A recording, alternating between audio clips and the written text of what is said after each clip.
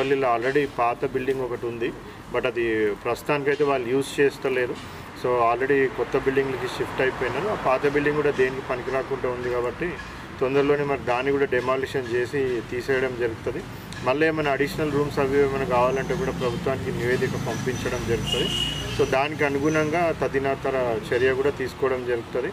అదేవిధంగా మనకి మెన్యూ మీద, సో ఈ వర్షాకాలం కాబట్టి వేడివేడి భోజనం అందరు కూడా పెట్టాల్సిన అవసరం ఉంది. మరి ఇప్పుడు ఇక్కడ భోజనం పరిశీలిస్తే కూడా మంచిగా మెన్యూ ప్రకారంగా వేడివేడి అన్నము కూరలు అన్నీ కూడా ఆల్రెడీ తయారు చేయడం జరిగింది. సో ఇదే విధంగా అన్ని రెసిడెన్షియల్ ఇన్స్టిట్యూషన్స్లో కూడా మెన్యూ ప్రకారంగా భోజనము పెట్టడం జరుగుతూ ఉంది. మరి దాన్ని కూడా మండల్ స్పెషల్ ఆఫీసర్స్ ర్యాండమ్గా సర్ప్రైజ్ విజిట్స్ చేసి కూడా అవన్నీ కూడా వాళ్ళు చెక్ చేస్తూ ఉన్నారు.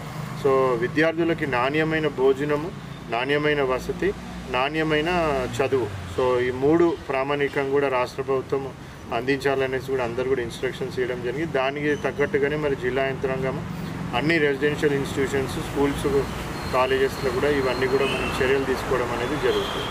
Thank you.